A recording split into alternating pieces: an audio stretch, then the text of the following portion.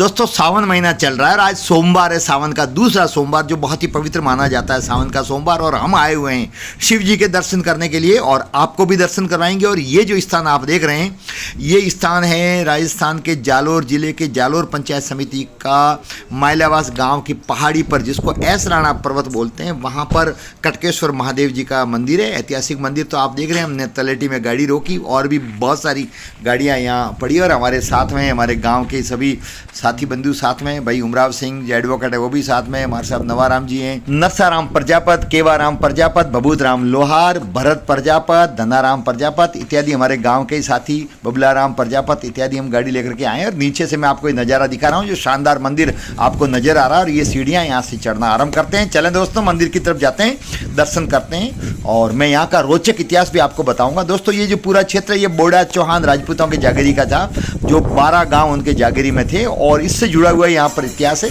और यहाँ का जो पीछे मुड़ करके मैंने देखा तो ये नज़ारा नीचे से बहुत ही सुंदर नज़र आ रहा है। जैसा आप देख रहे हैं सीढ़ियों से चढ़ रहे हैं हमारे साथी बंधु और लोग उतर भी रहे हैं दर्शन कर करके। और दिन भर यहाँ पर मेला लगा रहता है, भक्तों का भजन कीर्तन चलते हैं जो आपको मधुर स्वर लहरिया भजनों की सुनाई भी दे रही है। और यहाँ पर गुरु पूर्णिमा का दिन तो पैर रखने को जगह नहीं थी और शिवरात्रि के दिन भी यहाँ पर विशाल मेला लगता है, बहुत सारे लोग आते हैं। और अभी काम चल रहा है मंदिर का, तो आप देख रहे हैं ये निर्माण कार्य चल रहा है, वो आपको मैं झलक दिखा रहा हूँ। और ये है वो भव्य मंदिर, ऊपर पहुँच गए हम। तो संगमरमर का बना हुआ बहुत ही शानदार भव्य मंदिर जो आपको दिखाई दे रहा है और अभी इसका भी काम चल रहा है और अति शीघ्र ये पूर्ण हो जाएगा तो इसकी प्राण प्रतिष्ठा भी होगी। जीर्णोद्धार का काम चल रहा था। तो आप देख रहे हैं ये विशाल मंदिर बना हुआ है, बहुत बड़ा परिसर है, पहाड़ की तलेटी में, एस राणा पर्वत की पहाड़ की तलेटी में है। और ये इतना पवित्र पहाड़ है कि इसमें अनेक मंदिर हैं और इस मंदिर के अंदर गुफा है। तो देखो यहाँ से दर्शन करके ये आ रहा है और मैं अंदर की तरफ जा रहा हूँ। तो ये जो प्राकृतिक गुफा है उसके नीचे ही शिव जी का स्थान है।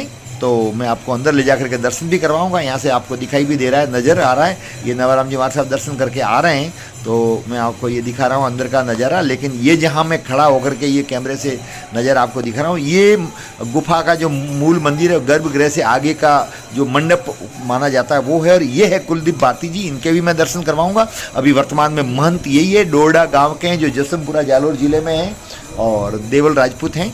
और यहाँ इनसे पहले जो भैरू भारती जी थे उनका ये फ़ोटो भी लगा हुआ है, माला चढ़ाई हुई है।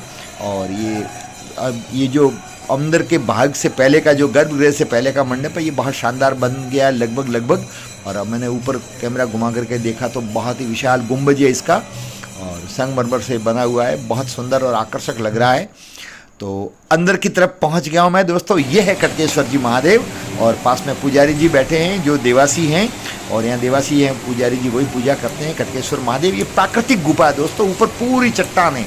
तो दोस्तों आइए जानते हैं पुजारी जी से कुछ जानकारी। कहाँ गाँव में था? अच्छा सेलो जी कौन हो?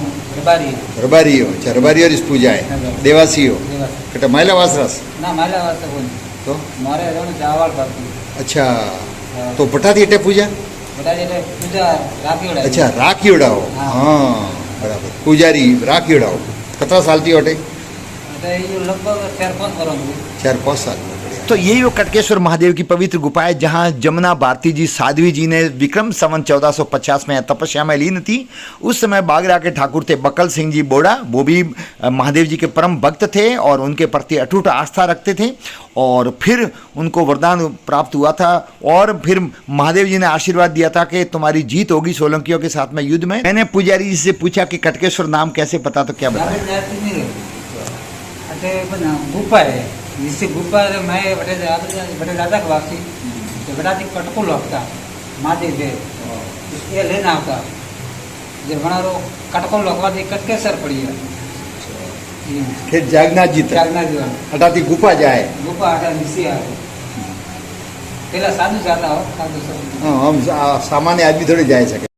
दोस्तों पुजारी जी बताते हैं कि यहाँ से एक गुफा है जो जागनाथ जी मंदिर तक जाती है, वो भी एस राणा पर्वत की श्रृंखला के बीच में मंदिर है और वो अब बंद है गुफा। इसी दौरान महंत कुलदीप भारती भी यहाँ पर आ गए मंदिर के अंदर गर्भगृह में और पूजा के लिए दीप जला रहे हैं। और दोस्तों बाहर आने पर ये शानदार नज़ारा आपको मैं दिखा रहा हूँ, बहुत ही सुंदर स्थान है ये। और सामने पांडाल है जहाँ पर बाबा विराजमान हैं और भजन कीर्तन भी चल रहे थे अभी थोड़ी देर पहले तक और लोग वहाँ पर बैठे हैं। तो चलो वहाँ दर्शन करवाता हूँ। तो दोस्तों ये है कुलदीप भारती जी महंत, और यहाँ बहुत सारे भाविक दिन भर आते रहते हैं और यहाँ पर बैठते हैं, आसन पर बैठे हुए हैं। देखें आप, लोग आकर के उनको नमन भी करते हैं और इन्होंने यहाँ आकर के बहुत सारा विकास कार्य करवाया और हम लोग भी यहाँ पर सभी बैठे हुए हैं बाबूजी के सानिध्य में। और ये यहाँ का जो माहौल है वो बहुत ही भक्तिमय है। तो आप देख रहे हैं कुलदीप भारती जी, और ये इनके शिष्य हैं। यहाँ भजन कीर्तन दिन भर चलते रहते हैं, भाविक आते रहते हैं, लोगों का तांता लगा हुआ है। हम लोग भी यहाँ पर काफ़ी देर तक बैठे और यहाँ पर बाबूजी है वो भक्तों से खड़े होकर के पास में जाकर के भी कुछ वार्तालाप कर रहे हैं।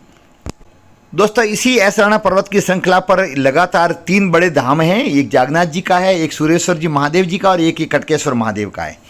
और यहाँ बहुत सारे साधु संत भी दिन भर आते रहते हैं, वो भी बाबूजी को नमन करते हैं, उनको दान दक्षिणा दे करके भेजते हैं। और आप जैसा देख रहे हैं ये सन्यासी आए हुए हैं, कुलदीप भारती जी को नमन कर रहे हैं और इनको भी दान दक्षिणा दे करके और फिर विदा करते हैं, जैसे हमारे सनातनी परंपरा में हैं उसके अनुसार ही। आप देखें ये साधु संत आए हुए हैं और बाबूजी के सानिध्य में यहाँ पर कुछ समय तक 1-2 दिन ठहरते हैं और फिर विदाई लेते हैं। और जाते वक्त उनको दान दक्षिणा देकर के और ससम्मान भेजा जाता है, जो हमारी संस्कृति का अभिन्न अंग है। हमने भी बाबूजी के सानिध्य में बैठ करके और सबने फोटो लिए, वीडियो लिया।